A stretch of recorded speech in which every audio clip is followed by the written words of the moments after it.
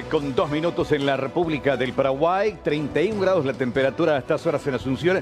Arrancamos otra semana informativa aquí a través de C9M en su primera edición. En esta jornada del lunes 11 de mayo, con muchas noticias de lo que pasó el fin de semana, de lo que pasó esta mañana, de lo que está pasando a estas horas.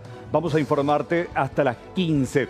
Pero vamos a arrancar como siempre, como es habitual, con nuestra efemérides. ¿Qué recordamos, qué celebramos en esta jornada? Y precisamente queremos recordar a una ciudad bella, hermosa, pujante. Me refiero a esta localidad que está en la lejana zona chaqueña, Filadelfia. Y es una localidad ubicada en el departamento de Boquerón, Chaco Paraguayo, es su capital. Fue elevada un día como hoy a nivel de distrito en el año 2006. Exactamente, en el año 2006, un día como hoy. Su población la constituyen colonos menonitas, población latino-paraguaya, en su mayoría oriunda de la región oriental, y comunidades indígenas. Claro, igual, es importante recordar que ya fue fundada junto a otras localidades menonitas a finales de la década de 1920 y ha desarrollado una cultura específica transmitida a lo largo de los siglos a través de la religión y una infraestructura productiva que le aporta a sus residentes un importante valor agregado. Actualmente cuenta con una importante extensión de perímetro urbano y una población sumamente progresista. Y estas imágenes hacen referencia a aquellos primeros pobladores de Filadelfia, que fue fundada a finales de 1920, pero recibió o se elevó a distrito, a ciudad, un día como hoy, pero del año 2006.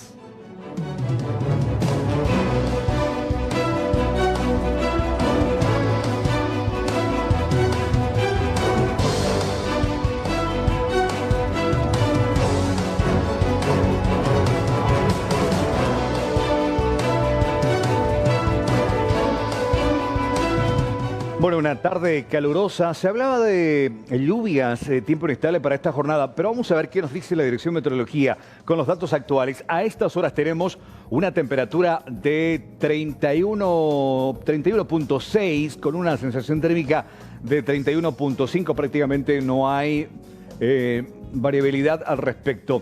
La humedad dice 42% a estas horas y vientos del sector nor-noreste a 30 kilómetros por hora. De hecho, esta noche, esta madrugada, se escuchaban fuertes vientos. Bueno, tiene que ver justamente con esto, viento del sector nor-noreste a 30 kilómetros por hora.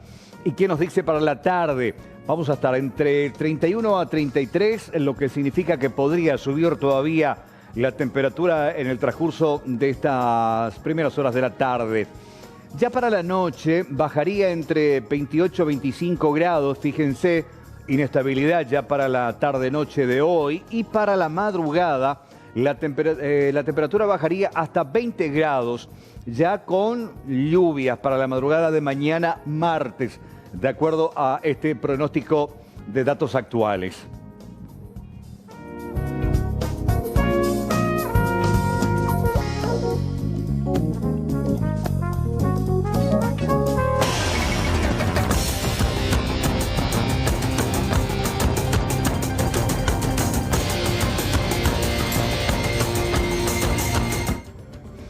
Bueno, vamos a compartir ya, hace instantes nada más, el ministro Mazzoleni publicó su reporte, su informe COVID-19 del día de hoy, 11 de mayo. Dice, procesamos 709 muestras, 11 positivos, todos procedentes del Brasil, en aislamiento. 10 internados, va subiendo la cantidad de internados, era 7, subió a 9, bajó 97, ahora estamos con 10 internados. 5 recuperados, sumando así 170 recuperados. En total de confirmados, 724 casos confirmados. Pero es importante destacar que de las 709 muestras, 11 positivos y todos procedentes de Brasil en aislamiento. Significa que el virus en sí está ahí, cuidado, está controlado, porque están todos en cuarentena, no hay circulación. Bueno, reiteramos 724 en total los casos confirmados de aquel primer día del 7 de marzo, cuando se va a conocer el primer caso positivo en Paraguay. Esto acaba de publicar el ministro Mazzoleni.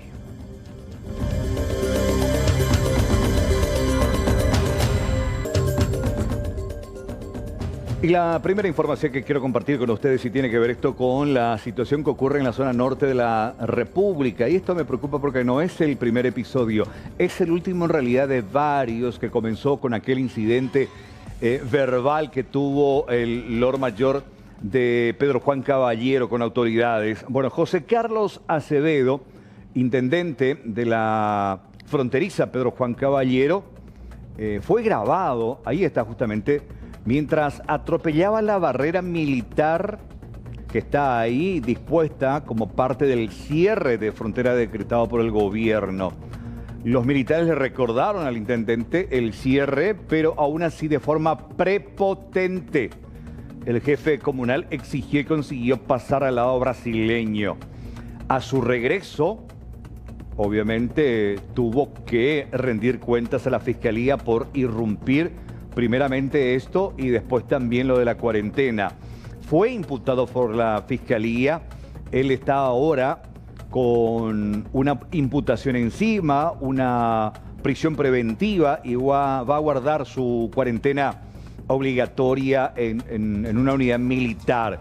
Y esto preocupa porque deben de ser los responsables, las autoridades, tanto comunales, departamentales, nacionales, aquellos que deben de dar el ejemplo, sin embargo, con total prepotencia. Y recordemos aquel primer incidente donde textualmente había dicho que iba a echar a patada a los militares que, bueno, comenzaron a preparar una trinchera para evitar justamente que o desde allá a Brasil crucen a Paraguay o de Paraguay a Brasil para justamente controlar lo de esta enfermedad y su propagación. Reiteramos, esto ocurrió en Pedro Juan Caballero, está con prisión preventiva, guardando cuarentena obligatoria y con una imputación encima.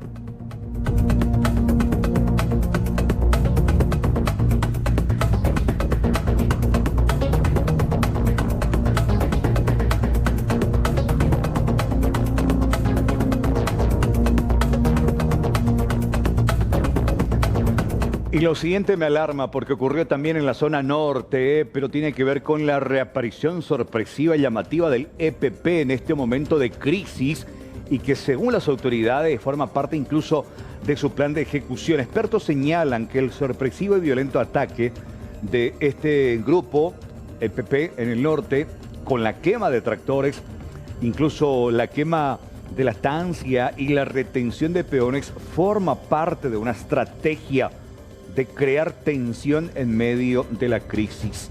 Justamente cuando el país está pendiente de la pandemia, este grupo criminal hace su aparición con este ataque y es alarmante porque recordemos que es un grupo criminal responsable de varios secuestros, la muerte de varios compatriotas inocentes y también está en su poder como secuestrado dos compatriotas, entre ellos el empresario ganadero y Edelio Morínigo. Me alarma porque siempre la aparición del EPP es sinónimo de violencia, de muerte y de secuestros. Bueno, y me alegra esto porque vamos a disfrutar en estos días, 14 y 15 feriado, ambos días feriados, bueno, vamos a recordar y a festejar el Día de la Madre, el Día de la Patria, a través del primer festival virtual acá en Paraguay. Sí, desde el 14, el 15, el 16 y el 23 de mayo, a partir de las 19 horas, se va a realizar el primer festival virtual de arpa, danza y música, a modo de celebrar el Día de la Madre y de la Patria, con la participación de diferentes artistas de diversos países.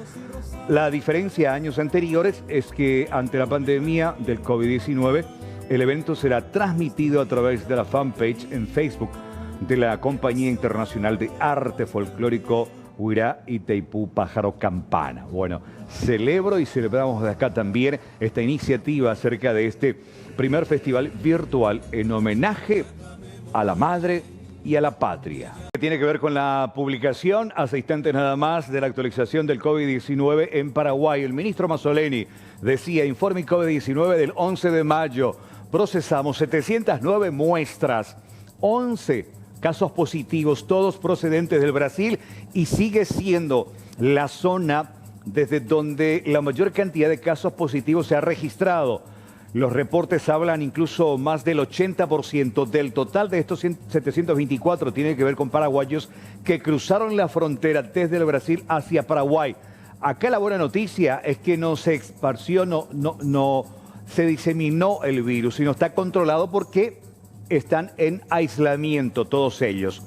10 internados, 5 recuperados, sumando así 170, total de confirmados 724 casos. Reporte que hace minutos nada más lo hizo el ministro Mazzoleni. Y después de la pausa vamos a hablar también acerca del mapa a nivel nacional, del total de casos confirmados, de la cantidad de nexos y nexos provenientes del extranjero, y también tenemos un mapa en tiempo real de cómo está la enfermedad en Latinoamérica. Después de la pausa les comentamos estos detalles.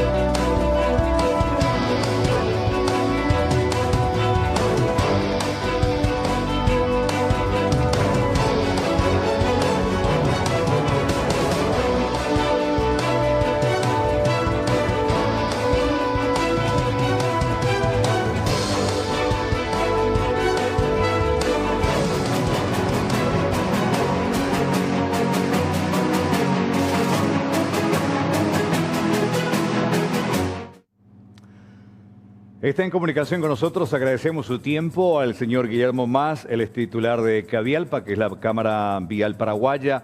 Don Guillermo, ¿cómo le va? Muy buenas tardes, bienvenido. Buenas tardes, un saludo para ti y tu amable audiencia. ¿En qué puedo serles útil?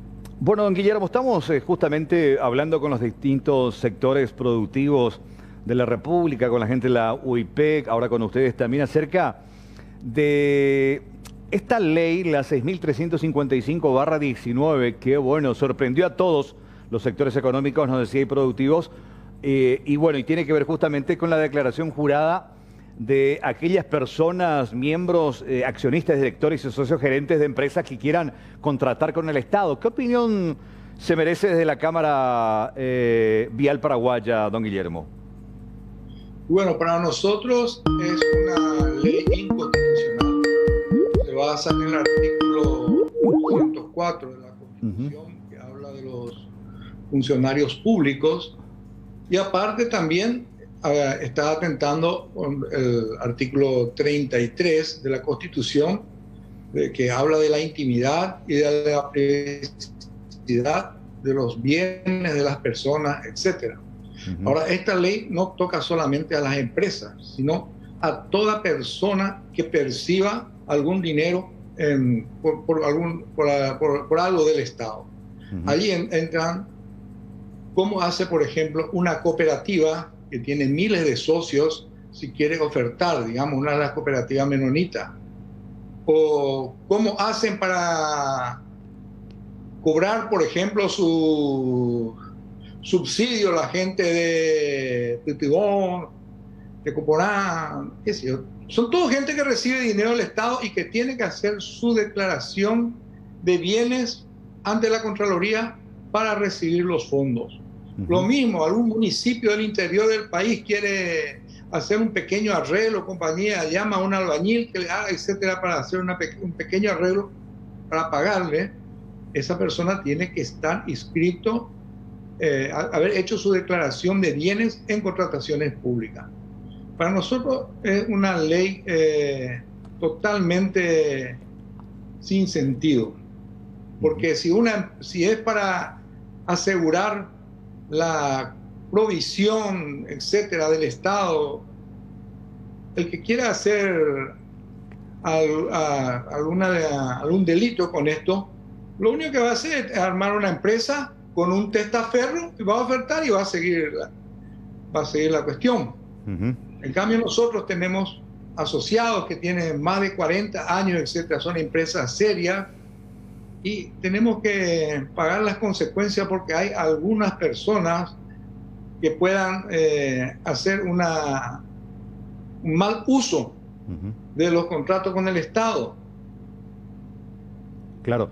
Incluso también se habla con mucha insistencia sobre este tema, don Guillermo, sobre la información sensible que se va a manejar y quién va a manejar y en manos de quién puede terminar. Y sí, es una información, son informaciones privadas y el artículo 36 de la Constitución también resguarda toda la documentación, etcétera, que hace a la parte interna de una persona o de una empresa, etcétera. Esa documentación no puede ser divulgada. Es más, si yo tengo una documentación que es correcta o incorrecta en una institución, esa documentación no se puede usar contra mí en un juicio.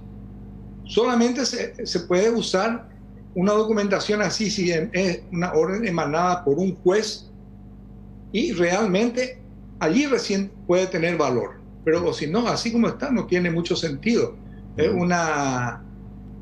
Son datos que se obtienen en forma ilegal de acuerdo a la Constitución. Sí. Artículo 36 del derecho a la inviolabilidad del patrimonio documental y la comunicación privada. Esto habla el artículo 36 de la Constitución. ¿Esto también significa que van a presentar ustedes como gremio una acción de inconstitucionalidad? Como gremio no, porque acá afecta a todas las personas. Entonces, todos los accionistas y directivos de todas las empresas van a presentar una acción de inconstitucionalidad por este motivo. Es importante también destacar, porque acá la idea, la cuestión tiene que ver justamente, y todos compartimos la necesidad de cuidar, de proteger todo lo que tiene que ver con la cuestión pública, el bien público, el dinero justamente que hoy administra el Ejecutivo para esta situación de pandemia. Está bien, todos coincidimos con eso, pero hay mecanismos y precisamente para eso está la Contraloría, para verificar cuando tiene que ver con empleados públicos, pero están los otros organismos también, tanto Hacienda, el Viceministerio de Tributación, CEPRELAT, que son los organismos dedicados a controlar al sector privado, don Guillermo. Sí, así mismo es. Nosotros como empresas estamos haciendo todos los años, presentamos nuestros balances donde figura nuestro patrimonio, nuestra situación financiera, nuestros ingresos, egresos, las deudas, nuestros pasivos, las deudas que tenemos con los bancos, etcétera, con los proveedores de máquinas. O sea, es una situación, presenta una figura más clara. Eso se aplica para todas las empresas en cualquier licitación. Ahora, la Dirección Nacional de Contrataciones Públicas tiene un procedimiento de contratación del Estado. Las instituciones tienen pliegos de licitaciones para cualquier llamado a licitación donde se cubren todos los riesgos para el Estado. Hay garantías, hay póliza bancaria, póliza de mantenimiento de oferta, póliza de garantía de devolución del anticipo, póliza de fiel cumplimiento del contrato. Si uno cumple todos estos requisitos, no hay forma de que el Estado pueda perder en una situación de compra de algo. Y aparte, cuando viene la mercadería o lo que compra, el Estado puede recibir o no. Claro. Si está en condiciones y cumple las condiciones del llamado, bueno, ahí recibe el producto. Pero si no, bueno, se hace un alta y se rechaza. Es como lo que pasó ahora con la primera carga que llegó de insumos. Y lógico, y ahora el problema es entre el proveedor y la compañía de seguro que garantizó el anticipo y el fiel cumplimiento del contrato de provisión. ¿Cómo fue? También hay que reconocer, porque el sector como que se durmió sobre los laureles y pasó de fino esta ley. Y sí, es una ley que salió en un momento muy complicado, que estaba el proceso del juicio político y todo el mundo estuvimos atentos más a esa situación en el mes de agosto del año pasado. Y bueno, y quedó allí la ley y tenía que realmente... nadie leyó a fondo la ley y bueno, ahora nos encontramos que tenemos una ley que prácticamente puede parar todo el proceso de reactivación económica posterior a esta pandemia. Pero sí, como gremio, presumo que van a presentar el pedido de postergación de la implementación de esta ley, ¿o ya lo han hecho? También hemos hecho un pedido de postergación por 180 días a la Dirección Nacional de Contrataciones Públicas. Ahora, hay que ver qué posibilidades tiene para articular eso la Dirección de Contrataciones Públicas. Por eso estamos atacando por dos lados. Uno, solicitando un plazo, una demora para la implementación de la ley de 180 días, que lo hicimos ante la Dirección Nacional de Contrataciones Públicas. Y por otro lado, hemos presentado todos los afectados una acción de inconstitucionalidad a la Corte Suprema de Justicia. Finalmente, don Guillermo, ¿quién o quiénes podrían estar detrás de la implementación, la redacción de esta ley, buscando precisamente hurgar allí en el sector privado? Bueno, ellos no, ya eso da lugar a muchas especulaciones que no me corresponde a mí hacer.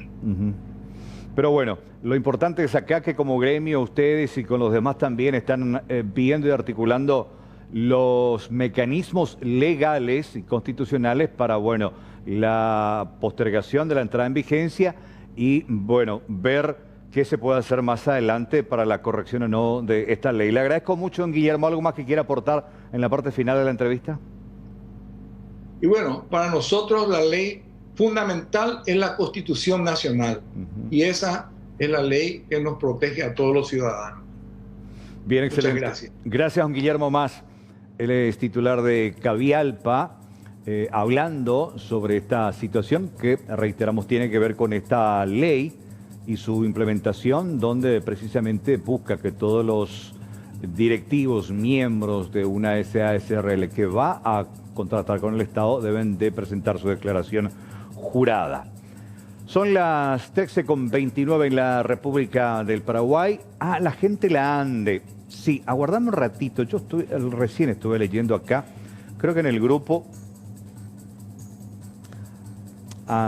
Aquí, justamente estoy acá viendo una información, esto para compartir, porque estaba prevista una conferencia de prensa con la gente de la ANDE y dice: en atención a las medidas preventivas de mitigación para la propagación del COVID-19, el día de hoy es necesario realizar una limpieza y desinfección de la sede central, planta baja y alrededores, debido a la gran afluencia de usuarios que concurrieron a realizar sus gestiones presenciales. Por dicho motivo, informamos que por este medio se suspende la realización de la conferencia de prensa prevista para hoy a las 15. Se informará por este medio nueva fecha y horario. Se agradece la comprensión. Precisamente estas son imágenes de la sede central de la ANDE sobre España, la cantidad de gente que hubo precisamente para las gestiones y que, bueno, ante esta situación de proceso de desinfección se posterga. Creo que tiene que ver justamente esta conferencia de prensa con toda la situación y denuncias que hubo en los últimos días, aparentemente sobre la supuesta compra sobrefacturada de algunos elementos. Lo tenemos a Joel Sandino justamente en vivo y en directo desde allá para que nos comente al respecto. Buenas tardes, Joel. Buenas tardes, Carlos. Feliz inicio de semana a vos y a toda la teleaudiencia. Así es, señor. Lo que acabas de leer es lo que nuestra compañera Sandra Areco, de prensa de la Administración Nacional de Electricidad, compartía en el grupo, porque hoy era impresionante la cantidad de personas.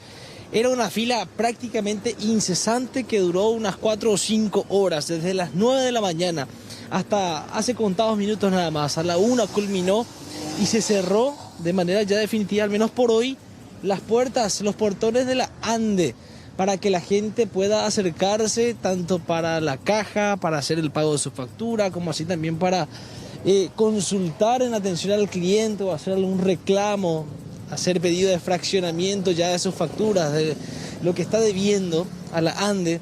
Para eso la gente venía hoy precisamente hasta este mismo lugar, hasta la sede central. Conversábamos con la gente y nos explicaban los motivos, muchas horas de espera. Y atención, Carlos, de la audiencia, mayores de 60 años, por favor no vengan a este punto, porque simplemente no van a poder ingresar debido al protocolo sanitario vigente. Escuchemos lo que decían las personas para así después dar paso también al ingeniero Nicolás Rojas de la División Comercial de la ANDE, que nos daba un poquito la explicación de los trabajos que comenzaron a partir de hoy. Bueno, hoy decidimos volver a abrir las puertas y habilitar los servicios de cobro y todo tipo de solicitudes de atención al cliente, inclusive reclamos. Ajá. Atención al cliente, reclamo y cobro. Claro, atención al cliente, reclamo y cobros. ¿En qué horario? Nosotros estamos abiertos desde las 9 de la mañana y esto va hasta las 13 de la tarde, hasta las 13 horas.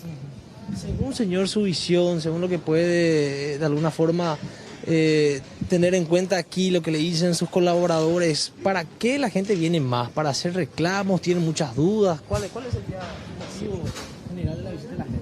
Sí, luego de todo este tiempo, luego de casi 60 o más de 60 días que cortamos nosotros la atención del cliente, ya hay una mezcla de todo, ¿verdad? Hay un grupo importante que viene para pagar parte de su deuda, que es sin fraccionar inclusive. Viene y paga una factura pendiente de la que tienes, acomoda su pago. Hay otro grupo importante que viene a pedir servicios. O sea, la conexión de un medidor, la extensión de una línea, un alumbrado público inclusive, ¿verdad? Y hay una cantidad de personas que vienen a reclamar por el nivel de facturación. Hay que considerar que nosotros estuvimos facturando en base a estimaciones estos meses, ¿verdad? Sí. Y eso generó dudas. De repente hasta se ajusta a lo que utilizó, pero sí, naturalmente genera dudas y eso también se están acercando, ¿verdad? Sí, como decían, estaba conversando con algunas personas, me decían, me vino, por ejemplo, un monto elevadísimo, incluso triplicando el monto de lo que normalmente me venía. Sí, eso tuvimos nosotros porque la atención nunca se cortó realmente. Lo que señalaste, lo de presencial sí estamos rehabilitando, ¿verdad? Pero vía call center, nosotros detectamos que había en algunas ocasiones sí un nivel de facturación que no era acorde, sobre todo en los locales comerciales que cerraron y que no pudimos tomar lectura. Sin embargo, le facturamos con la inercia que traía los otros meses y vimos otros casos en que tiene pendientes de pago, ¿verdad? Y en la última factura le suma y al interpretar la información interpretaba como que la última factura vino ese importe, sin embargo era la sumatoria y al aclarar eso quedó resuelto, ¿verdad? ¿Cómo la gente, en el caso de que por ejemplo desee y prefiera quedarse en sus casas, puede hacer para aclarar todas esas cosas? Y siempre está habilitado el call center que es el 160, la opción 2 es para comercial, tenemos nuestro aplicativo web. Nuestro aplicativo ANDE, Mi ANDE, y en la web los servicios de Mi ANDE, donde le dan histórico de facturación, las facturas pendientes e inclusive la puede descargar. Los pagos están habilitados en toda la red bancaria que tiene más de 3.500 puntos, que son los conocidos como las farmacias, los negocios y todo eso, y pueden gestionarlo por ahí, ¿verdad? Inclusive hubo muchas gestiones por ahí, mucho se volcó por ahí. Y por último, la gente no ingresa aquí sin las medidas sanitarias. Claro, las medidas sanitarias están dispuestas para ser cumplidas. Nosotros avanzamos en eso. Un estricto protocolo de ingreso. Para el ingreso se está teniendo, Carlos, lavado de manos, desinfección, por ejemplo, de los elementos que uno porta, ya sea carteras, mochilas, para ingresar allí a las oficinas, que están prácticamente trabajando en un 50-70%. Según así nos explicaron los propios funcionarios. Así también los funcionarios por detrás tienen otro acceso en el cual tienen que lavarse las manos, ponerse el alcohol en gel, la toma de temperatura y así van a poder ingresar. Mañana a partir de las 9 de la mañana nuevamente abren las puertas para hacer las atenciones debidas para el cobro, para los reclamos, para cualquier duda. Y en caso obviamente de que se pueda evitar venir hasta acá y toparse con la aglomeración de gente, recomiendan llamar al 160 numeral 2 para así poder precisamente aclarar un poquito las dudas que vayan surgiendo después de casi 60 días de la falta de trabajo presencial aquí en la ANDE, compañeros. Porque creo que aparte de ir a pagar el tema de la factura, la denuncia más frecuente que se da precisamente con la ANDE y en algunos casos es entendible, porque en los 2 últimos meses no han tomado el registro de consumo, que significa que no está esa dotación. Y ya le quiero saludar a Juan también, dar la bienvenida. Hola Juan, ¿cómo te va? Hola Carlos, ¿cómo estás? Bueno, qué grave este tema de la ANDE, ¿verdad? Sí, porque mucha gente Hola, Juan. claro, Hola, Joel. denuncia que su consumo vino prácticamente, si no es igual, el doble del mes anterior. Y dice en muchos casos, señoras, mira, no, yo me fui a lo de mi hija, no estoy. O gente que no está literalmente en la casa, pero igual le vino. Y es entendible, porque la ANDE explicó que iban a tomar el promedio del consumo de ese mes con el consumo del año pasado, de ese mismo mes, para quitar un promedio. Por eso, y también explicaron de que no iban a estar los lectores por la calle por esta situación, levantando los números o la Hasta cantidad de megas, exactamente. Pero tiene que haber un sitio donde uno pueda denunciar y que se pueda actualizar, porque uno, en las instituciones públicas, no hay problema, pagar y después reclamar. Hay que estar al día. Totalmente. Pero dicen, no, yo no estuve 30 días, 45 días y me vino lo mismo que consumí hace un par de meses. Entonces, tiene que haber también un sitio, creo que hay un correo, un lugar, y la mayoría de los casos de denuncia tiene que ver con esto, Joel. También aquí hay un lugar donde en la zona de reclamos la gente se acerca y prácticamente la fila de reclamos era mucho más larga que la fila propia de pago de factura, Carlos. Claro. Te comento, porque mucha gente me mostraba su factura y me decían, hace tanto tiempo que no estoy pagando 700.000, 800.000, 900.000 guaraníes. Prácticamente no estuve en mi casa, como bien decías. Mi local no se abrió. Exactamente. Y de alguna forma no tengo tampoco ingresos. Y sí, porque están usando el promedio, pero tiene que haber un sitio donde se pueda canalizar rápidamente estos reclamos concretos. Joel, gracias. Gracias por este reporte. Buenas tardes. Buenas tardes, señor. Feliz semana. Gracias, gracias, gracias.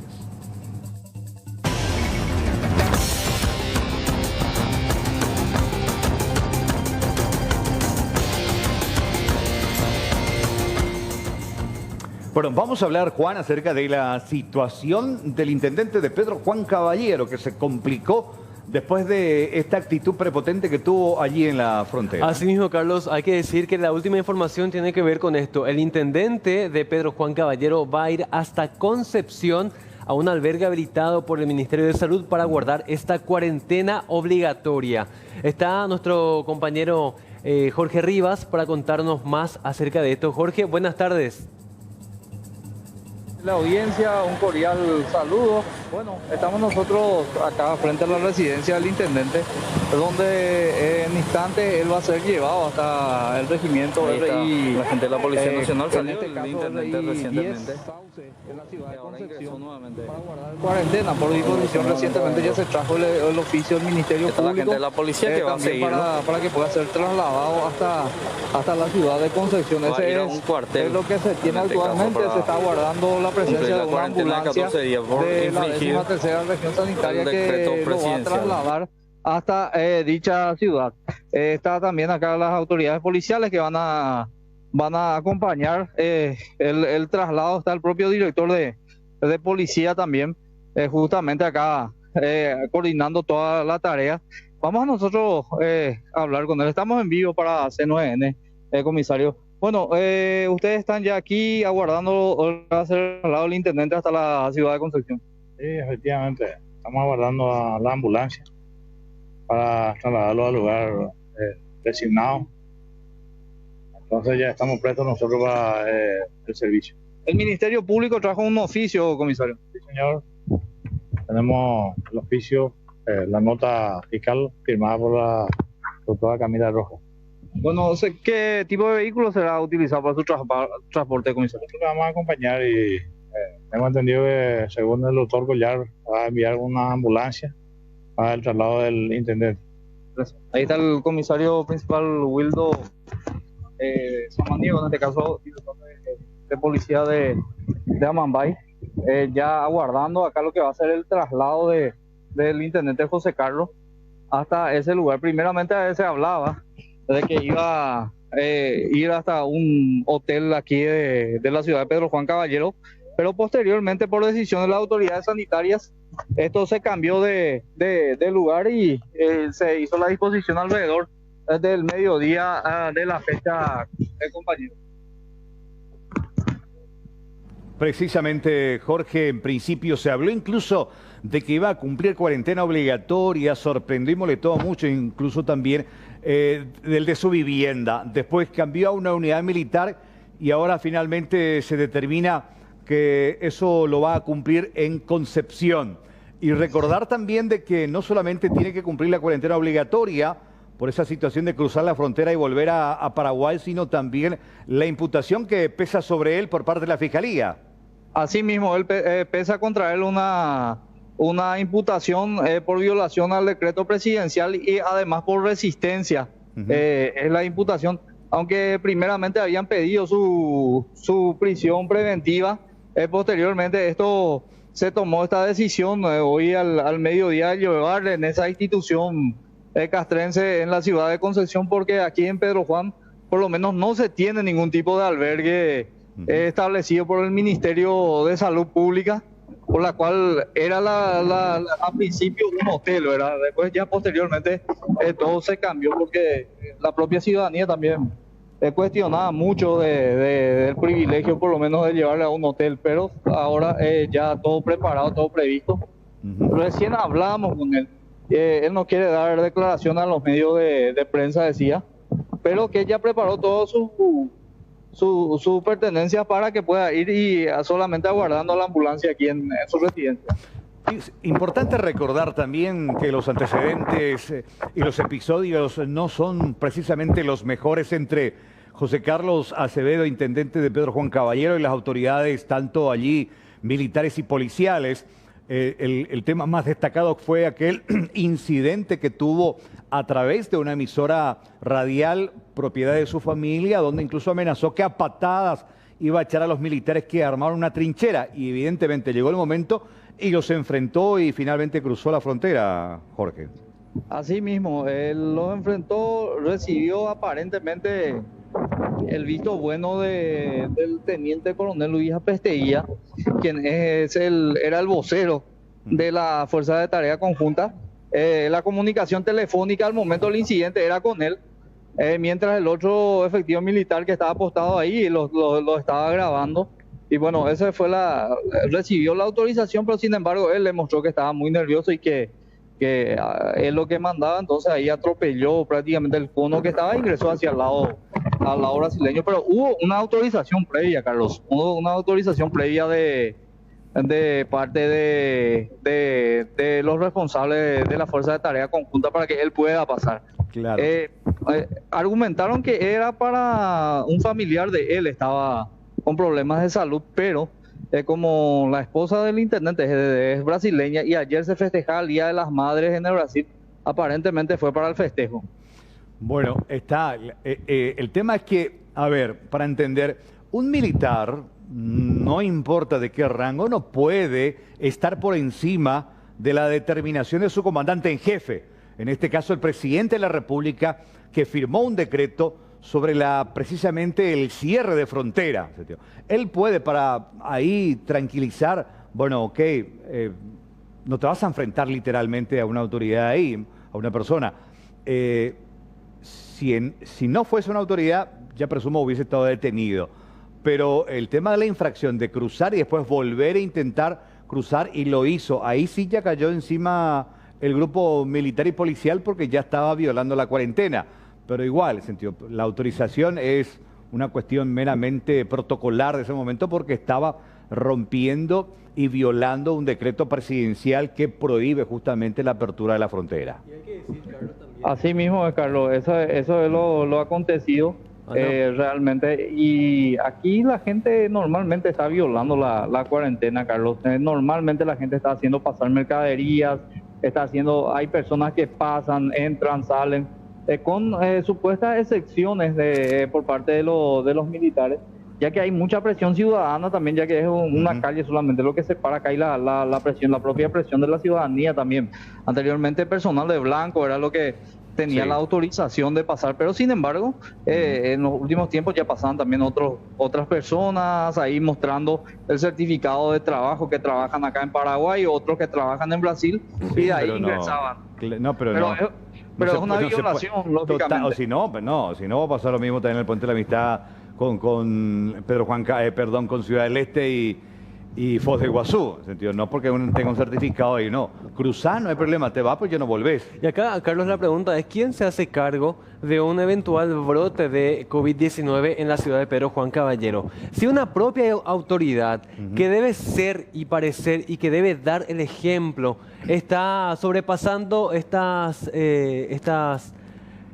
fronteras resguardadas por los militares en primer lugar, ¿qué podemos esperar del resto de la población? Estamos viendo ya circular varios videos de gente que ingresaba a territorio paraguayo sin ningún control, con sus maletas en mano, y estamos hablando de que esta conducta irresponsable, quién sabe qué panorama va a dejarnos para Pedro Juan Caballero más adelante. Claro, tomando como referencia que Brasil es el país de mayor cantidad de casos confirmados y muertes en Latinoamérica, por eso el temor y el cierre permanente de la frontera hacia el este de la República, lo mismo hacia el norte, porque no estamos hablando simplemente de cualquier país, estamos hablando de Brasil y todos los casos de los 700 y algo, el 90% de los casos confirmados tienen que ver con paraguayos que vinieron del extranjero. ¿De dónde? De Brasil. Entonces, por eso esa alarma y esa preocupación.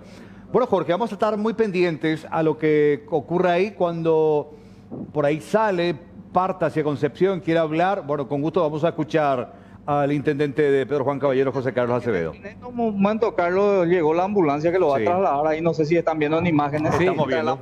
Sí, esta es la ambulancia que se está preparando para ingresar en la residencia, donde lo van a trasladar. Él va a salir por el portón ya, chico. Ahí están los policías ya tocando el timbre. Bueno, vamos a ver si podemos tener en vivo eso. Él va a salir y vamos a ver si por este portón aparentemente él va a salir, porque en el portón grande no va a poder ingresar porque hay vehículos dentro de la... Y vamos a esperar.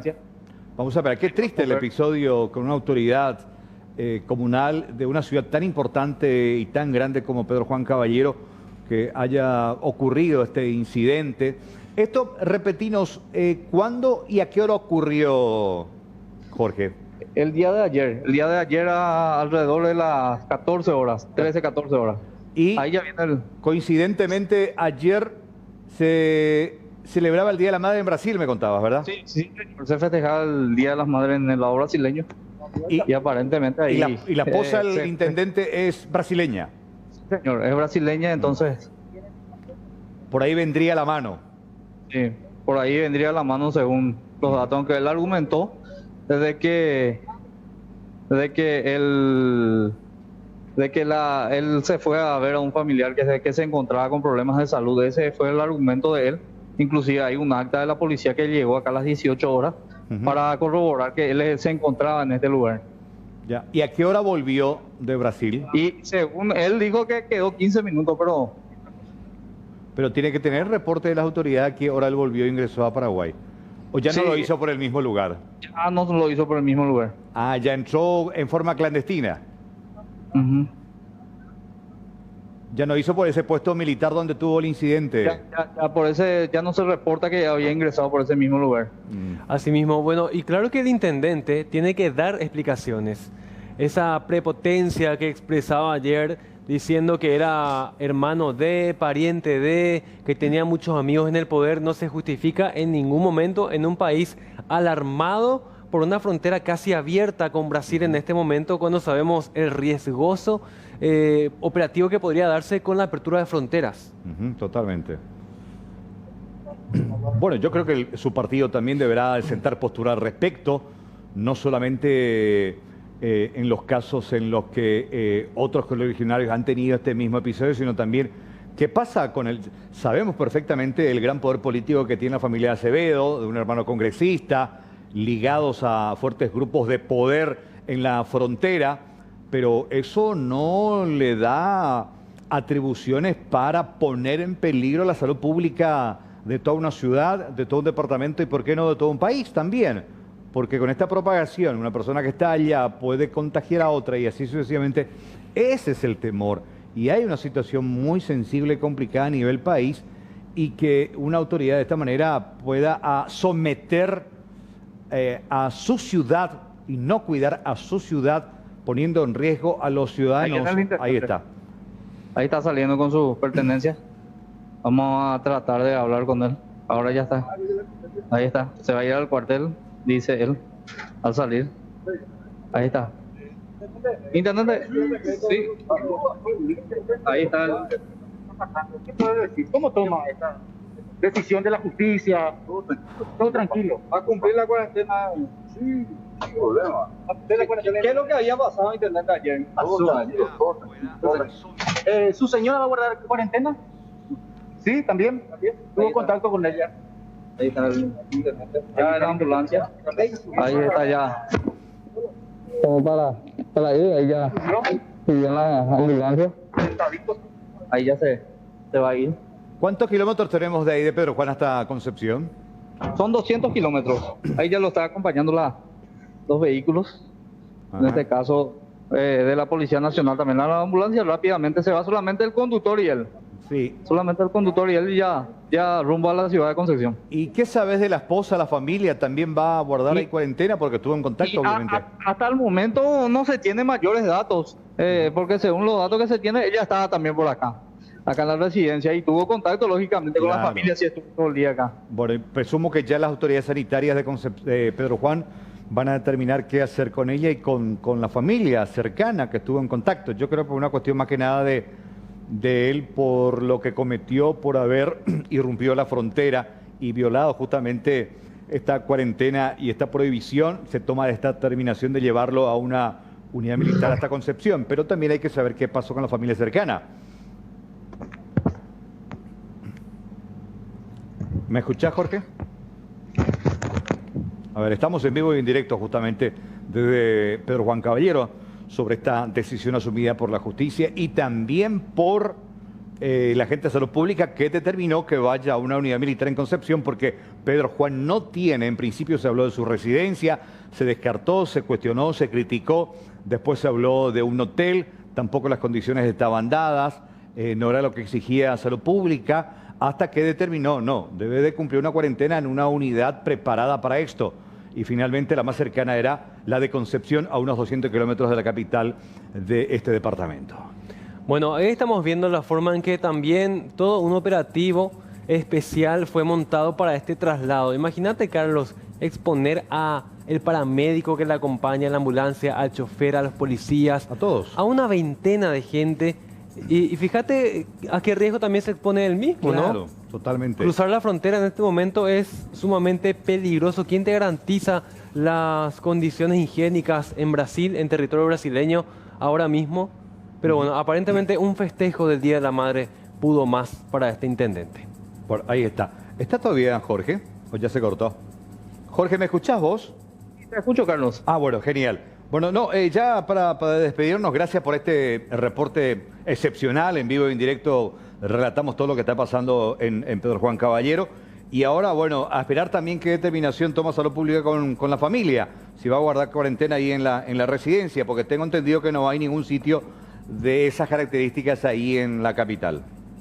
Así mismo, Carlos, vamos a guardar la decisión de la gente del Ministerio Público y también de la 13ª Región Sanitaria en referencia a sus familiares y a las personas que lógicamente que tuvieron contacto con él, ya que hoy recibió la visita de varias personas aquí en su residencia, de una comitiva de la policía, del hospital, y posteriormente también el día de ayer ya también otra comitiva de la policía que había llegado hasta esta residencia a hablar con él. Finalmente, una última pregunta. ¿Cuál es la percepción del Pedro Juanino sobre este señor? ¿Qué dice la gente en la calle? ¿Qué opina con este tipo de reacciones el Pedro Juanino? Y bueno, te cuento, Carlos, de que la gente acá, como por la particularidad de la frontera, ellos, muchos de ellos aplauden lo que el intendente hizo, ya que hay gente que están esperando y están con muchos inconvenientes para pasar al lado brasileño por el tema comercial mismo. Pero hay otro sector que lo critica mucho, ¿verdad? Por la apertura de la frontera. Hay disparidades de criterio en este sentido, pero generalmente las personas que son afectadas a esto y que deben ir a Brasil a trabajar constantemente, ellos sí están de acuerdo con la decisión del intendente de hacer esto, ya que primeramente ya luego el gobernador había amenazado a su hermano en cortar el alambrado en este caso y echar todo con tractor esa parte, y que fue bien visto por algunos y por otros como en la misma situación de no estar de acuerdo. Dale, gracias Jorge Rivas. Muchísimas gracias por este reporte en vivo. Excelente el trabajo, como siempre, y estamos en contacto permanente. Hasta cualquier momento, Carlos, saludos a la teleaudiencia. Gracias, Jorge Rivas, nuestro corresponsal en vivo y en directo desde Pedro Juan Caballero, la residencia ahí de José Carlos Acevedo. Es la noticia del momento, el traslado de José Carlos Acevedo de Pedro Juan Caballero hasta la zona de Concepción. La Fiscalía ya lo imputó, las autoridades de salud, recordemos, ordenaron que guarde cuarentena, que haga su cuarentena en un cuartel militar del primer departamento. Gravísimo, una noticia que nos llama un poco la reflexión sobre qué nivel de ejemplo deben dar las autoridades en esta situación de guerra contra el COVID que estamos lidiando en este momento en todo el territorio, Carlos. Estamos hablando de que no se concentra nada más a estas alturas el COVID en Asunción y Central. Principalmente las cabeceras departamentales y también las ciudades que están fronterizas con Brasil se encuentran bajo un serio riesgo en estos momentos. Y después de la pausa vamos a mostrarle el mapa justamente y del por qué tanta preocupación cuando hablamos de fronteras Brasil. Después de la pausa le mostramos los números alarmantes pero controlados. Ya venimos.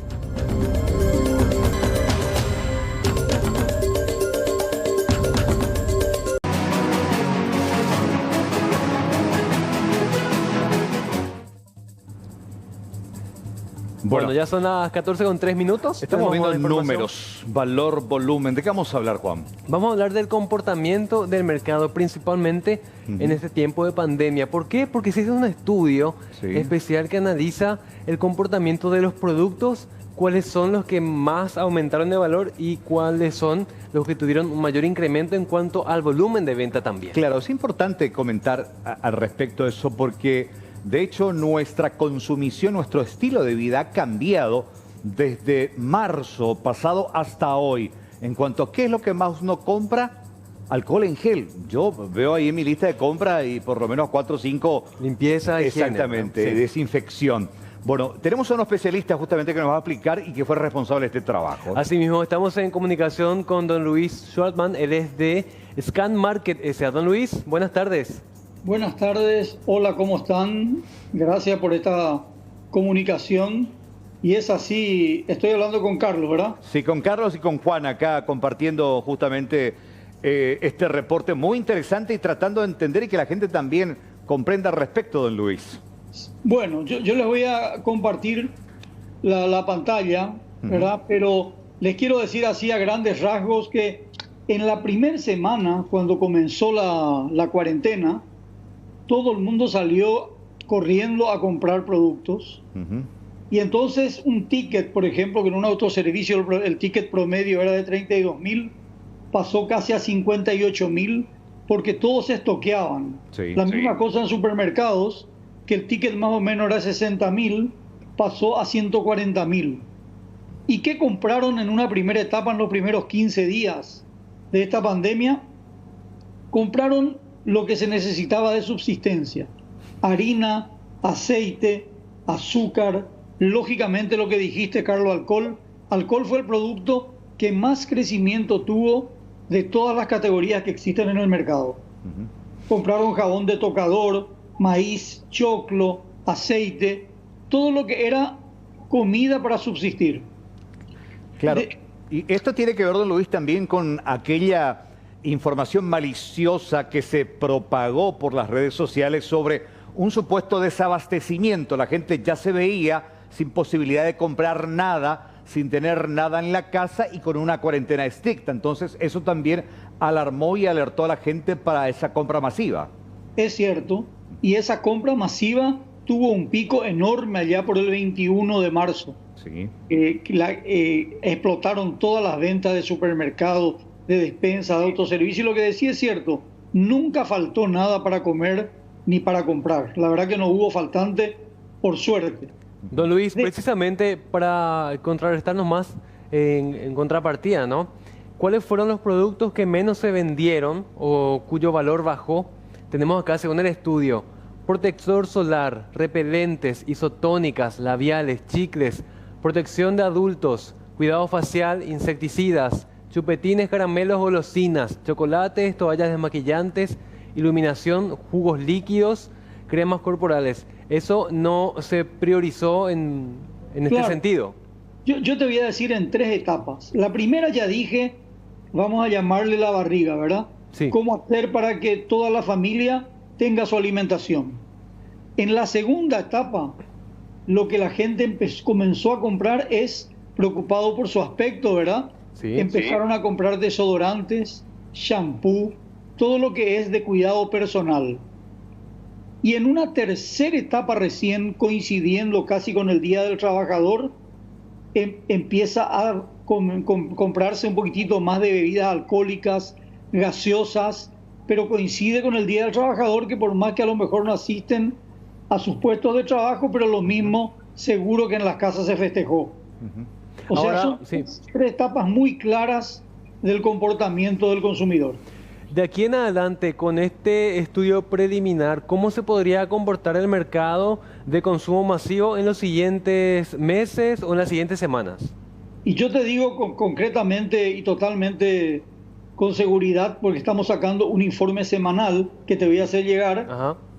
Ahora, en esta semana, ya con total tranquilidad, y como ya se están abriendo en esta fase inteligente, vamos a decir, la venta está casi normalizada, no hay ningún apuro, la gente ya se estoqueó, ya compró por demás, así que está comprando mucho menos, y yo diría que casi se está llegando en una semana más a lo que normalmente eran las compras que se hacían en un supermercado o en un autoservicio o en una despensa. Decime, don Luis, ¿este estudio también permite ver aquellos productos que sufrieron un remarcaje en los precios? Porque fue, a ver, un montón de gente que se quejaba precisamente porque dice aprovechaban por la cuestión esta de Putubón, Ñangarecó, y que los sitios donde se iban a comprar ponían un precio distinto. ¿Este reporte permite saber si hubo no una variación de precio desde la primera semana de marzo hasta hoy? Permite saber, yo te diría que casi no hubo ningún aumento, y también te prometo enviar hoy mismo, prácticamente no hubo aumentos de precios al consumidor final. Lo que sí se nota es que el día que cobraron estos 3 subsidios que dio el gobierno, esos son los días que la gente corriendo se fue, ya sea a través de su celular o como recibieron el dinero, y se fueron a hacer compras masivas, porque lógicamente estuvieron como 10, 15 días sin tener dinero para comprar. Exactamente, para reabastecerse. Pero no hubo intención de aprovecharse con los precios. No estoy viendo ningún canal de ventas que se hayan aprovechado de los precios. Sí, estamos viendo justamente, compartiendo acá con la teleaudiencia, el tema que tiene que ver con categorías que más aportaron al crecimiento, caída del mes. ¿Qué referencia tenés al respecto sobre categorías que más aportaron al crecimiento y caída mes con valor, dice don Luis? Claro, bueno, el gráfico ese, dependiendo, ¿verdad?, de la magnitud de cada categoría. Pero las categorías que más aportaron, como yo digo, aceite, harina, azúcar, las básicas, sí, las que aportaron más al crecimiento. Claro, que son las cosas que no pueden faltar en la casa. La leche, el aceite, la harina, la pasta, la hierba, tanto para el tereré, mate, lo esencial. Y el cocido también. Claro. El jabón en barra, porque el jabón fue, de hecho, con el alcohol, los 2 utensilios más utilizados y más recomendados desde Salud Pública. Claro, estarás viendo que, por ejemplo, alcohol creo que creció un 500%. Si se vendía 100, pasó a venderse 500. Sí, estamos viendo justamente. Es lo que más creció. Pero después lo que vos estás diciendo, hierba, azúcar, harina, las cosas básicas para alimentarse. Y lógicamente, como te digo, la gente dejó de comprar un montón de temas de cuidado personal, que después a los 30 días comenzó, incluso ustedes van a notar que se comenzó a comprar maquinitas de afeitar y cosas, porque bueno, la gente al comienzo, no importa si tenía barba, pero después ya voy a hacerme un mejor aspecto. A ver, ¿se puede determinar cuál fue ese periodo? A ver, si voy a tratar de hacerme entender, ese periodo de una estabilidad total en que no hubo ningún tipo de movimiento de ese tipo de enseres personales, tema maquinita de afeitar, tinte para el cabello, el famoso los chistes que, bueno, por fin voy a conocer el color real del cabello de mi señora. ¿hubo un periodo así donde de una estabilidad total, donde esos productos de primera de artículos de belleza principalmente y de cuestiones personales no se movieron, don Luis? Y en la desde, vamos a llamarle la segunda quincena, desde el 12 de marzo hasta el 30 de marzo, prácticamente los productos esos de aseo personal no se movieron. Llámese tintura, llámese desodorantes, llámese shampoo. La primera cuarentena, por así decir, entonces. Exacto. Sí. Recién, al comenzar abril, la gente se empezó a preocupar por el tema de cuidado personal. Y aparte de esos datos que acabamos de desglosar contigo, Luis, ¿qué más permite ver este reporte que hiciste, que me parece sumamente interesante? Bueno, podemos ver eso que vos dijiste, que me parece importante. Podemos ver, y te voy a hacer llegar, que no hubo aprovechamiento de precios. Eso uno. Número dos, lo que sí sabemos es que también lo que llamamos el canal tradicional, muchas despensas al comienzo cerraron unos días, pero después cuando vieron que se podía vender, abrieron, y algunas famosas abrieron detrás de la reja. Muchas tienen reja por seguridad, pero siguieron vendiendo normalmente, y algunas se están modernizando, haciendo a través del WhatsApp una especie de delivery. Los clientes le envían mensajes por WhatsApp y ellos preparan el pedido, y después el cliente viene y busca. Vos sabés que, sí, don Luis, para finalizar, quiero rescatar lo que acabas de decir y llegar a esta reflexión. Yo creo que uno de los sectores de mayor crecimiento, de consolidación en esta pandemia, en esta situación de crisis, fueron los almacenes de barrio, porque mucha gente temía ir a los supers, y ese fue el momento en el que los almacenes de barrio comenzaron a consolidarse y a ser los proveedores de la gente de sus alrededores. Así mismo, y creo que muchos se van a profesionalizar, vamos a decir, porque se dieron cuenta que tienen que mejorar, que tienen que modernizarse, se dieron cuenta lo importante de Internet y trabajar con delivery. Creo que va a ser beneficioso. Lastimosamente tenemos que pasar por una pandemia, pero va a ser beneficioso para ese sector, recordando que hay unos 30 a 35 mil comercios que se dedican a esto, entre despensas y autoservicios en el país. Excelente. Don Luis, vamos a abordar el reporte, así seguimos charlando y desglosando esta apasionante labor que tiene que ver justamente con las estadísticas y conocer un poco más también sobre cómo impactó o benefició esta pandemia a la población. Don Luis, un fuerte abrazo. Muchas gracias. Muchísimas gracias. Gracias, Luis. Luis Schwartzman, justamente director de Scan Market S.A., sobre este reporte que tiene que ver sobre cómo la gente se comportó con el consumo en estos 2 meses de cuarentena. Así mismo, tenemos más información.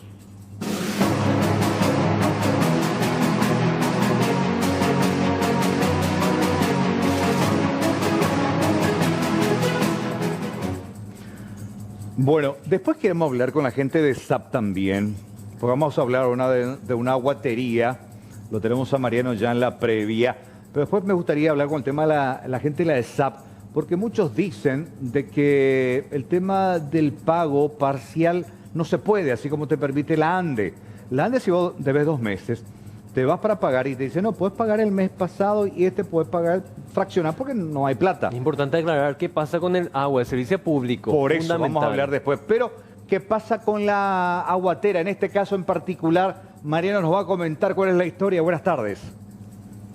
Hola Carlos, ¿cómo le va, señor? Les saludo a Juan, a todos los televidentes. Una aguatería privada aquí en la ciudad de Luque, Aguatería Iboté SRL.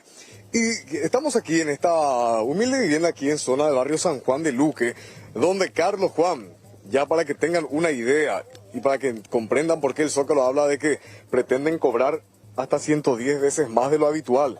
Fíjate vos, esto corresponde a los meses de enero y febrero. 22.000 por un mes, 24.000 la deuda anterior, es decir, un promedio de entre 22.000 a 24.000 es lo que pagaba habitualmente esta familia. Sin embargo, voy a la última factura que emitió esta aguatería privada y mira cuánto es la deuda. Se alcanza a distinguir 2.121.000 guaraníes, más de 2 millones de guaraníes, más de 100 veces de lo que pagaban habitualmente, según nos estaban acá incluso explicando ya los cálculos que ellos han realizado. Y ahora con la señora, en un ratito, doña, acá vamos conversar un poco sobre esta situación. Esta es la casa donde ahora vino más de 2 millones la factura del agua. Más de 2 millones vino, porque justo el martes yo le mandé a mi nieta para que me lleve la boleta, no encontró, no había boleta ahí. Después el sábado vino mi yerno y llevó la boleta y me dijo, mira un poco lo que te vino. 2 millones. 2 millones y algo te vino, me dijo. ¿Y por qué razón? Eso es lo que queríamos saber, por qué razón. Y ni idea no tenemos porque estamos al día. No, porque y mirando la casa, vemos allá en el fondo hay una pequeña construcción. No se usa. Acá casi no se usa agua. No se usa agua. Y vino más de 2 millones, doña. No. ¿Qué fue lo que pasó, creen ustedes? Yo no sé, porque me fui a reclamarle la vez pasada por la boleta y ¿por qué me viene último aviso? Le dije. Y salió y me dijo, y tenés que traer tu contraseña. ¿Cómo yo voy a traer si yo tengo toda una enfermedad artrósica, no puedo caminar más de 2 cuadras? Para irte y venir con la Para ir y venir porque es lejos de mi casa y yo quiero que me dé un poco el número que lleva la boleta, le dije.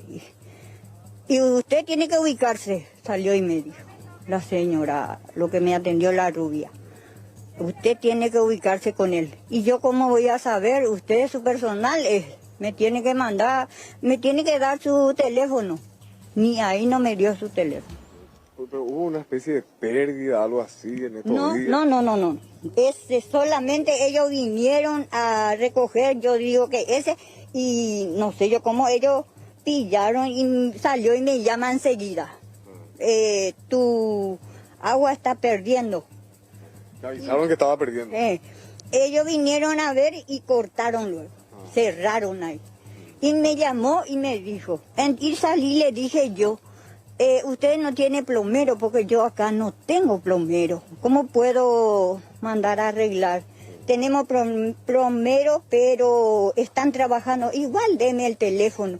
Le voy a llamar a ver si no me puede arreglar. O sea, todito vos tuviste que hacer la gestión. Sí, y salió y me dijo, bueno, en un ratito te vamos a pasar. Me pasó y le llamé al muchacho y me dijo, nosotros hasta las 5, señora, trabajamos. Y después de las 5, ¿dónde te puedo esperar? ¿En qué zona está? Y en la capilla, detrás de la capilla San Juan estamos. A ver el tema de la fuga que había. Sí. Y vino y me llamó a las 5 el muchacho ahí frente de la capilla y me dijo, señora, ya estoy frente de la capilla. Bueno, espérame un ratito, por favor, ya llegamos junto a usted. Y vinimos. ¿Y qué encontraron? Y estaba ese cerrado, ya cortado. Y vino y me dijo, enseguida el muchacho me puso bien. Porque ellos vinieron y cortaron y cerraron luego. ¿Y por qué lo que vino entonces más de 2 millones la factura? Sí, esa razón, ese es lo que yo quiero saber, ¿por qué razón? Encima justo en esta época. En esta época, porque nosotros el agua del otro, el agua, pagamos, ¿cómo es? 24.000 que yo tengo en mi casa, que es de la otra línea, Sí, ahora en esta crisis viene 15 nomás nosotros. 9.000 está sacando de nosotros. 15.000 nomás pagamos. Pero en este caso, 2 millones es demasiado mucho. Mucho, es porque nosotros somos gente humilde. ¿Y qué te dijeron? ¿Que ellas vieron ya la forma de solucionar? Sí, ¿De qué es lo que pasó? Yo le mandé a mi hija porque no podía ir yo, entonces, y salió y le dijo, tiene que pagar eso. ¿Pero te explicaron por qué lo que 2 millones? No. ¿Y tenés que pagar? Tenés que pagar. Se te puede fraccionar, me dijo. Le dijo a mi hija. ¿Y qué van a hacer, doña Bárbara? No sé, por eso es que recurrimos a ustedes. Porque nosotros gente humilde somos, no podemos, ahora no se puede enviar nada de dinero, no. ¿De dónde vamos a sacar? Para darle esta cantidad si tenemos toda la boleta en condición. Exacto. Bueno, es la denuncia, Carlos, Juan, televidentes, como decíamos. Una factura anterior donde el pago habitual rondaba los 24.000, el último de hecho es de 22.000 guaraníes del importe, acá saca 47.000 ya sumando 2 meses anteriores y vemos que la siguiente factura ya habla aquí y establece el pago de 2.121.000 guaraníes, Carlos Juan. Bueno, gravísimo realmente, Mariano, porque estamos hablando de un aumento desmedido y que no hay forma de justificar con la lógica de las sumas y restas acerca de esta distribución de agua potable. Ojalá que esta empresa revise el caso de esta usuaria y sobre todo de una solución concreta, porque además de ella hay otras familias que están dependiendo de este pago de agua potable. Gracias, Mariano, ahí desde la zona de Luque. A ustedes. Bueno, ya son las 14:22 de esta tarde. Tenemos más información acá en Primera Edición. Vamos a una breve pausa. Ya venimos. Es momento de actualizar todo lo que tiene que ver con el COVID-19. El último reporte que hizo Salud Pública cerca del mediodía, después del mediodía, el ministro Mazzoleni, y tiene que ver con esto. Informe COVID-19, 11 de mayo, ¿qué dice? Ya pasamos la barrera de los 700, Carlos, así que vamos a repasar lo que dice el reporte oficial del día de la fecha. Procesamos 709 muestras, 11 positivos, todos procedentes de Brasil, en aislamiento. 10 internados, 5 recuperados, sumando así 170. Total de confirmados, 724 pacientes hasta el momento. Importante destacar que esta cantidad de 724 tiene que ver justamente con aquel primer caso del 7 de marzo. Hasta ahora, el total de confirmados 724, y lo más destacable también que del total importante, la cantidad de muestras 709, solamente 11 dieron y todos son procedentes del Brasil, significa que están en aislamiento, están ahí justamente con una barrera para evitar la propagación. Exactamente, tenemos un reporte también de los casos a nivel regional. ¿Cómo está Sudamérica? Pero primero en tenemos este momento? la descripción paraguaya. Ah, sí, me olvidaba, sí, perdón. Vamos. Bueno, a ver, la siguiente placa nos muestra un poco el desglose de los 724 de los confirmados hasta el momento. Las muestras en total son más de 16.000, 15.000 casos negativos, contagiados 724, activos 544. Respecto a los contagiados tenemos una cantidad de 10 internados hasta el momento. A ver si cambiamos la siguiente placa. 534 aislados, 170 recuperados, 10 fallecidos hasta el momento. Respecto al origen de los casos, tenemos que 540 son del exterior, más de la mitad claramente. Anteriores a estos son 134 y sin nexo 50 personas. Ahí está. Bueno, ¿cómo estamos a nivel regional? De hecho, siempre estamos hablando de Brasil como el que encabeza la lista, pero están también los demás países para conocer un poquitito cuál es la situación. Ya sabemos cuál es la nuestra. Vamos a ver qué pasa en el resto de los países del continente. Bueno, y este reporte en tiempo real de la Universidad de Johns Hopkins de Estados Unidos habla ahora de un nuevo dato. Y el dato que se refiere es de los casos activos. Especifica cada país con los casos confirmados, cantidad de muertes, cantidad de recuperados y también casos activos. En el caso de Brasil tenemos un número de 163.000 casos confirmados. La cantidad de muertos supera la cifra de 11.200 ya a esta hora de hoy lunes. Activos 87.000 casos. ¿Y vamos recuperados? A ver, recuperados 64.000. En el caso de Bolivia. Vamos a Bolivia. Bolivia dice casos confirmados 2.556, muertos 118, recuperados 273 y casos activos hoy 2.165. Vamos hasta Perú, que es el segundo país sudamericano más afectado después de Brasil. Hay 67.000 casos, 1.800 muertos, 21.000 recuperados y 44.000 activos en este momento. Vamos a otro país. Venezuela. Venezuela, confirmados 414 casos confirmados, 10 fallecidos, recuperados 193 y 211 activos, dice, aunque también hay denuncias de que no son muy sinceras justamente las informaciones ni sinceros los datos que provienen de Venezuela, conociendo el régimen de Nicolás Maduro. Vamos hasta Colombia, 11.000 casos confirmados, 400 muertos, 463. recuperados. Exactamente. O sea que el tema de los números finales también es importante. Ajá. Recuperados 2.705, activos 7.895 hasta el momento. Ecuador. Ecuador, confirmados 29.559 casos, 2.127 fallecidos, que es mucha cantidad. Ecuador, recuerden, es otro de los países más afectados y de donde vino aquel primer caso de paraguayo confirmado. Y recuperados 3.433 y activos 23.999 casos. Recordemos que en Ecuador habría un subregistro mucho más alto, algo que fue admitido por las propias autoridades de salud. Su registro que el propio presidente Moreno confirmó y reconoció en su momento. Asimismo, vamos hasta Chile a ver cómo está la situación en este país. Confirmados 30.000 casos, muertes 323 personas, recuperados 13.605 y casos activos 16.135. Vamos hasta Argentina, vecino país también fronterizo. Argentina, 6.034 casos confirmados, 305 fallecidos, 1.837 recuperados y 3.892 casos activos. Y cerramos este resumen con Uruguay y la cantidad de casos confirmados hasta este momento. Estamos viendo ahí en Uruguay.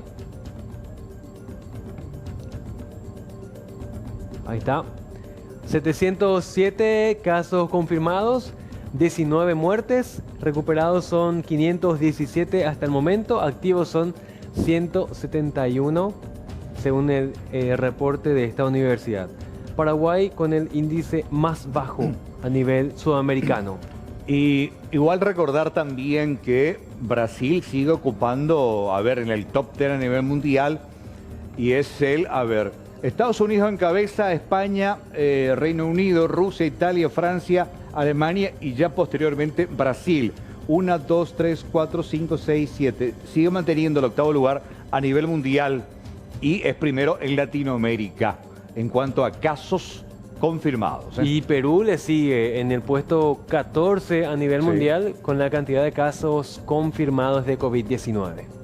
Estuvo este fin de semana el doctor Sequera en Pulso Urbano charlando justamente con los compañeros. Interesante, extensa la charla, pero quisimos rescatar esta parte para compartir con ustedes.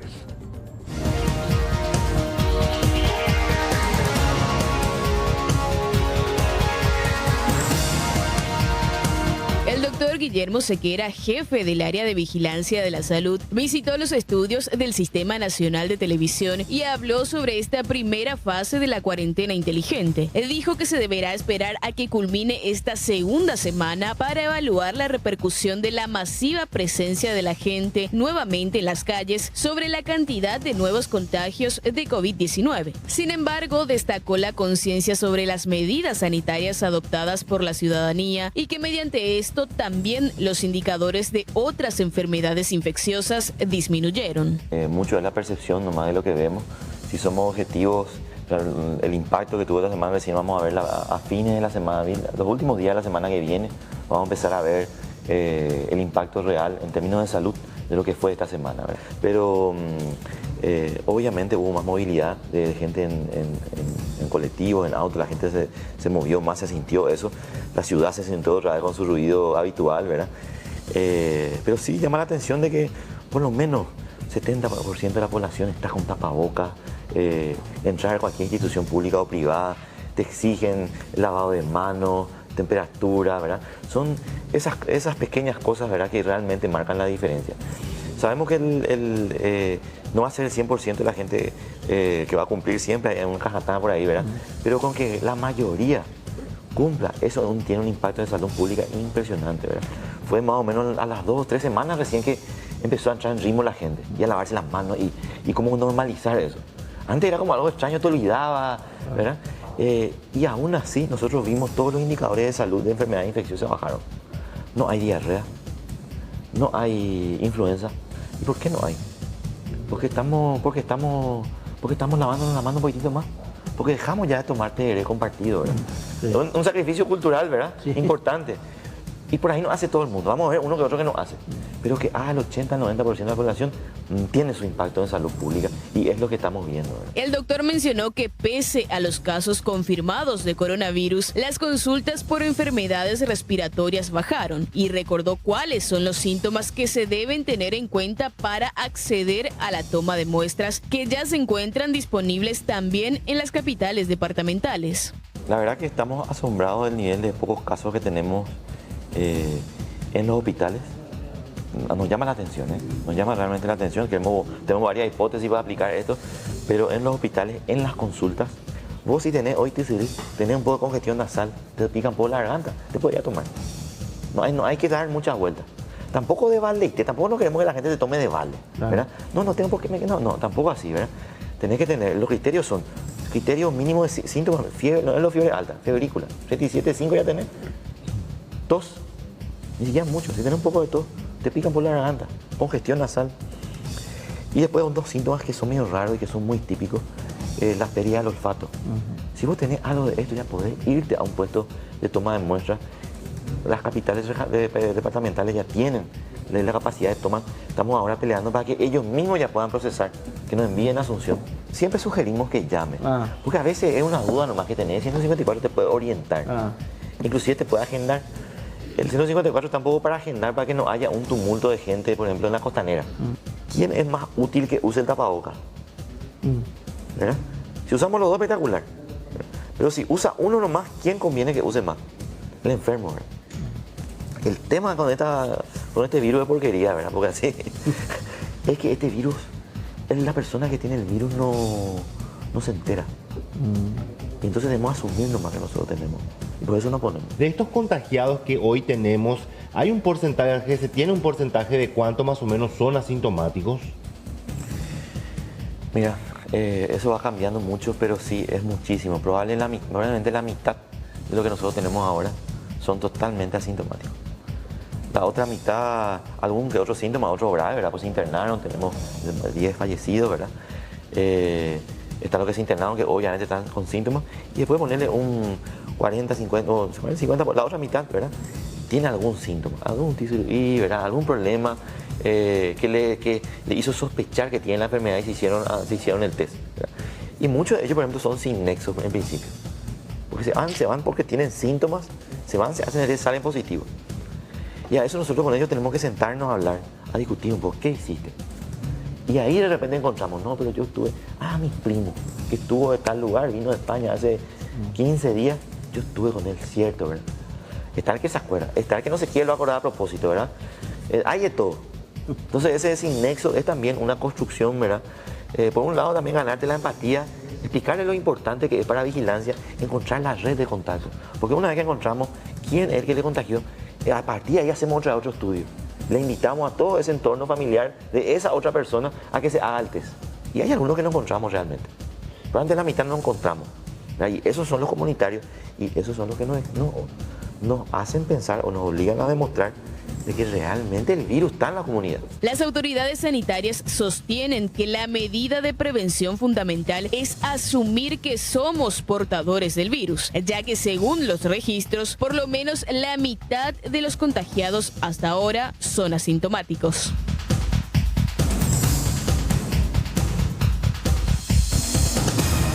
De esta situación de pandemia y que, como decíamos y lo dijimos en varias ocasiones, esta situación nos permitió ver a una sociedad en sus distintas facetas.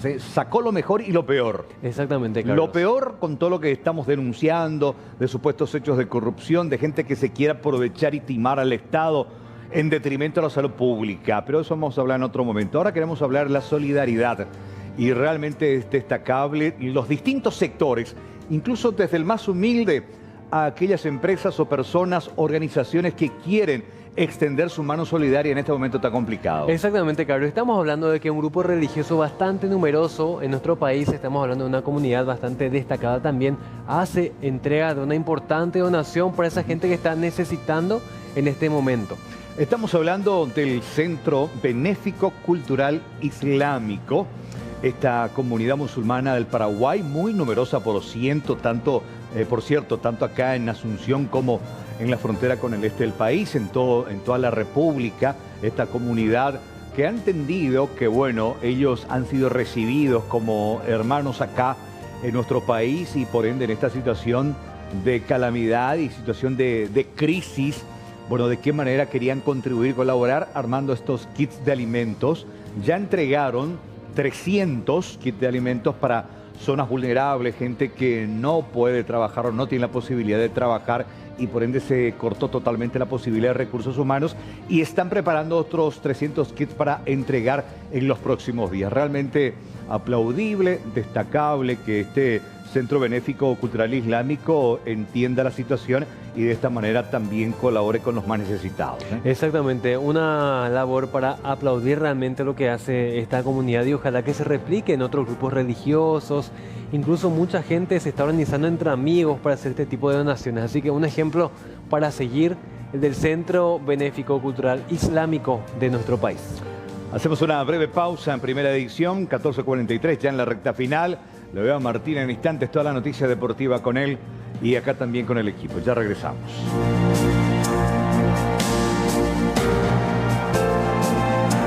Les vamos a contar lo que está pasando en San Lorenzo, porque la ciclovía, digo bien, fue reabierta para la gente que quiera hacer deporte, caminata, algún trotecito liviano. Así como se habilitó también la zona allá de Ñuguazú, claro. Bueno, paulatinamente sitios donde uno puede hacer actividad individual. Exactamente. Dice la recomendación. ¿Qué pasa aquí en la ciclovía? Solamente para trote y caminata no está permitido manipular ningún tipo de elemento, como por ejemplo los parques infantiles. Veamos.